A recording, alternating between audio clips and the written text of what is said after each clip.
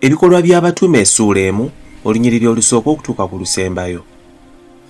Mu kitabo ekyasooka munnange Teefero nawandika ku ebyo byonna Yesu bye yasooka okukola n'okuyigiriza okutuuka ku lunaku luli lwe yatwalibwa mu ggulu ng'amaze okuwa ebiragiro abatume be yalonda ku bw'Omwoyo Omutukuvu.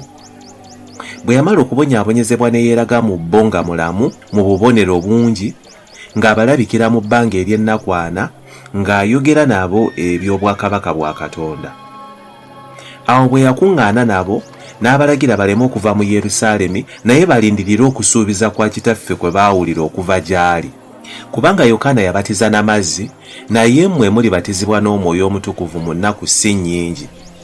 Awo bwe baakuŋŋaana ne bamubuuza nga bagamba nti, Mukama waffe, mu biro bino muonookomezaawo obwakabaka eri Isirayiri? N'abagamba nti, si kwammwe okumanya entuuko newankubadde ebiro Kitaffe bye yateeka mu buyinza bwe ye. Naye mulifuna amaanyi Omwoyo Omutukuvu bw'alimala okujja ku mmwe, nammwe munaabanga bajulirwa bange mu Isirayiri ne mu Buyudaaya bwonna ne mu Yerusaalemi n'okutuusa ku nkomerero y'ensi. Bwe yamala okwogera ebyo nga batunula n'asitulibwa, ekire ne kimutoola okumujja mu maaso gaabwe. Bwe baali beekaliriza amaaso mu ggulu bw'agenda, laba abantu babiri ne bayimirira kumpi nabo nga bambadde engoye ezitukula, abaayogera nti, Abantu b'e Galilaaya kiki ekibayimiriza nga mutunula mu ggulu? Oyo Yesu abaggiddwako okutwalibwa mu ggulu alijja bw'atyo nga bwe mumulabye ng'agenda mu ggulu.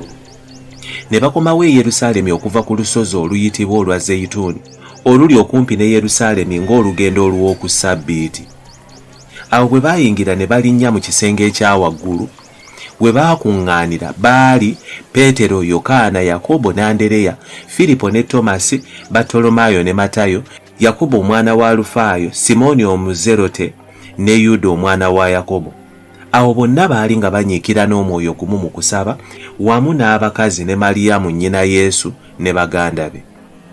Mu nnaku ezo Peetero n'ayimirira wakati mu booluganda abaali bakuŋŋaanye ng'abantu 120, n'abagamba nti, Abooluganda, kyagwana ekyawandiikibwa kituukirizibwe, Omwoyo Omutukuvu kye yayogerera ddala ng'ayita ku mwana wa Dawudi, ku Yuda eyali omusaale waabwe abaakwata Yesu, kubanga yabalirwa wamu naffe n'aweebwa omugabo ogw'okuweereza kuno. Oyo n'agula ennimiro n'empeera y'obubi bwe, n'agwa nga yeevuunise, n'ayabikamu wakati, ebyenda byonna ne biyiika. Nekitegeerekeka eri abo bonna abaali mu Isirayiri n'ennimiro ey'omu lulimi lwabwe n'okuyitibwa n'eyitibwa Kerudama, amakulu gaayo nti ennimiro ey'omusaayi, kubanga kyawandiikibwa mu kitabo kya Zabbuli nti, Ekibanja kye kizike, so kireme okubeerangamu omuntu, era nti obukulu bwe buweebwe omulala. N'olwekyo omu ku bantu abaayitanga naffe mu kiseera kyonna Mukama waffe Yesu mwe yayigiririzanga era n'avanga gye tuli, okuva ku kubatiza kwa Yokaana okutuusa ku lunaku lwe yatuggyibwako, omu ku abo abeera omujulirwa w'okuzuukira kwe awamu naffe. Ne balonda babiri, Yusufu ayitibwa Balusaba, n'atuumibwa erinnya Yusito ne Matiya. Ne basaba ne bagamba nti, Mukama waffe, gw'amanyi emitima gy'abantu bonna, lagako omu ku olonze ku bano bombi aweebwe ekifo eky'okuweereza okwo n'obutume. Yuda bwe yasuula n'agenda mu kifo kye ye. Ne babakubira akalulu ne kagwa ku Matiya, n'abalirwa wamu n'abatume 11.